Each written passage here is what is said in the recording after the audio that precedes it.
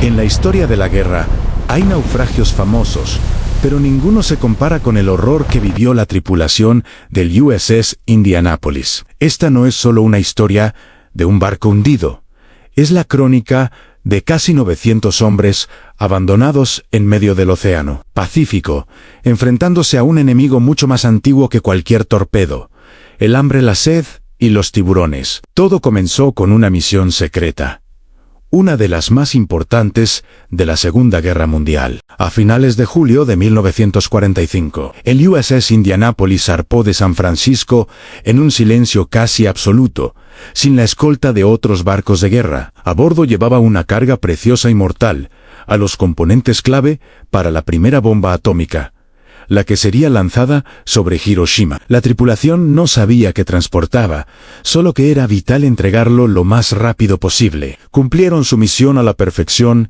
dejando la carga en la isla de Tinian. Luego, partieron hacia Filipinas para unirse al resto de la flota. El océano estaba en calma, una calma engañosa que precedía a la catástrofe. En la oscuridad de la medianoche del 30 de julio, el destino del Indianapolis fue sellado. Un submarino japonés, el I-58, lo detectó en la inmensidad del mar. Sin previo aviso, 2 torpedos impactaron violentamente contra el casco del crucero. El primero destrozó la proa, y el segundo golpeó en el centro, justo donde se almacenaba el combustible y la munición. Las explosiones internas fueron devastadoras, partiendo el barco prácticamente en 2. El gigante de acero, que había sobrevivido a tantas batallas, comenzó a hundirse a una velocidad aterradora. En solo 12 minutos, el USS Indianapolis desapareció bajo las olas. De los casi 1.200 hombres a bordo, unos 900 lograron saltar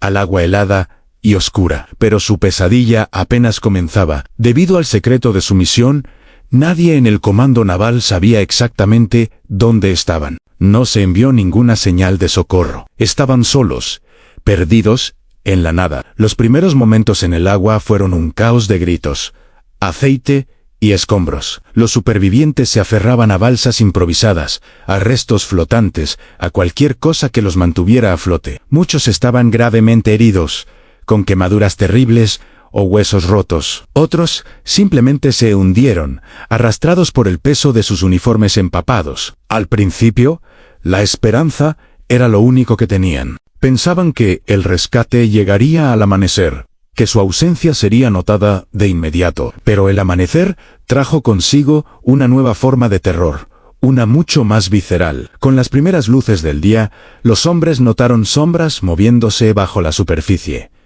Al principio eran pocas, distantes, pero pronto, las aletas comenzaron a cortar el agua a su alrededor. Eran tiburones oceánicos de puntas blancas, atraídos por la sangre y el movimiento. Los supervivientes, instintivamente, se agruparon, formando círculos para intentar protegerse y darse apoyo moral. Pero el pánico era incontrolable. Los ataques comenzaron de forma esporádica, un grito ahogado en la distancia, un chapoteo violento, y luego, el silencio. Un hombre que estaba a tu lado, de repente, ya no estaba. Los tiburones no atacaban a todos a la vez. Eran metódicos, pacientes. Primero iban por los muertos que flotaban, luego por los heridos que se alejaban de los grupos. El mar se tiñó de un miedo primitivo. Pero los tiburones no eran el único enemigo. El sol implacable del Pacífico comenzó a cobrar su cuota. Sin agua dulce, la deshidratación se apoderó de los hombres. Sus labios se partieron, sus lenguas se hincharon. La sed era tan insoportable que muchos, en su desesperación, empezaron a beber agua de mar. Esto solo aceleró su declive. La sal envenenaba sus cuerpos y destruía sus mentes. Las alucinaciones se volvieron comunes. Algunos veían islas fantasma en el horizonte y se alejaban nadando hacia una muerte segura. Otros creían ver barcos de rescate y gritaban de alegría, solo para caer en una desesperación más profunda. Hubo quienes, en su delirio, aseguraban que el propio Indianapolis estaba justo debajo de ellos, con agua fresca y comida, y se sumergían para nunca más volver. La paranoia se extendió como una plaga. Los hombres empezaban a desconfiar unos de otros, a pelear por los pocos chalecos salvavidas o por un trozo de madera. El océano no solo estaba matando sus cuerpos, estaba devorando sus almas. Las noches eran, si cabe, peores. La oscuridad traía consigo un frío que calaba hasta los huesos y una sensación de abandono total. El enemigo invisible atacaba sin previo aviso. Solo se escuchaba un chapoteo repentino, un grito ahogado y luego la nada. El terror era constante. Cada amanecer revelaba que el grupo era más pequeño. Los hombres veían los rostros de sus compañeros desaparecer día tras día. Algunos simplemente se rendían, se soltaban de sus balsas y se dejaban hundir, agotados física y emocionalmente. Habían pasado 2, 3, 4 días y nadie venía. La esperanza, que al principio era un faro, se había extinguido casi por completo. El rescate llegó por pura casualidad. El 2 de agosto, 4 días después del naufragio, un piloto de la Marina llamado Wilbur Wynne realizaba una patrulla de rutina. Miró hacia abajo y vio una extraña mancha de aceite en el agua. Al descender para investigar, se dio cuenta de que no era solo aceite. Eran cabezas, cientos de cabezas humanas, flotando en medio de la nada. Sin esperar órdenes, rompió el silencio de radio y envió una alerta desesperada: muchos hombres en el agua. La maquinaria de rescate, que debería haberse activado días antes, finalmente se puso en marcha. Otro avión que llegó a la escena, pilotado por Adrian Mark, vio cómo los tiburones atacaban a los supervivientes y, desobedeciendo las órdenes de no amerizar en mar abierto, aterrizó su hidroavión para empezar a sacar a los hombres del agua,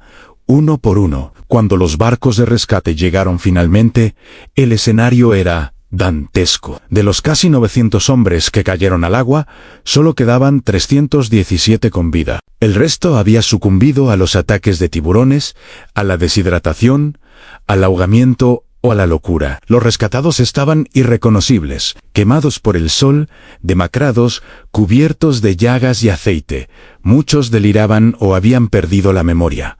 No recordaban sus nombres, solo el horror que habían vivido. El mar, finalmente, había devuelto una fracción de los hombres que se había tragado. Pero la tragedia no terminó con el rescate. En un intento por encontrar un culpable, la Marina sometió a un consejo de guerra al capitán del barco, Charles McVeigh. Fue acusado de poner en peligro su barco al no navegar en zigzag. Esto ocurrió a pesar de que el propio comandante del submarino japonés testificó que el zigzag no habría hecho ninguna diferencia. McVeigh fue el único capitán en la historia de Estados Unidos en ser juzgado por perder su barco en un acto de guerra. Aunque su sentencia fue eventualmente perdonada, la culpa y el acoso de las familias de los fallecidos lo persiguieron durante años. En 1968, incapaz de soportar más el peso de la tragedia, el capitán McVeigh se quitó la vida. La historia del USS Indianapolis es un sombrío recordatorio de los horrores de la guerra, más allá del campo de batalla. Una cadena de errores, mala comunicación y mala suerte que condujo al peor desastre naval en la historia de Estados Unidos. Es la historia del coraje y la resistencia de cientos de hombres que lucharon por sobrevivir en las condiciones más extremas imaginables. Una historia que el océano intentó borrar, pero que la memoria de sus supervivientes se aseguró de que nunca fuera olvidada. Gracias por acompañarme en este relato. Si te interesan estas historias que marcaron nuestro pasado, no olvides suscribirte y activar las notificaciones. Nos vemos en el próximo video.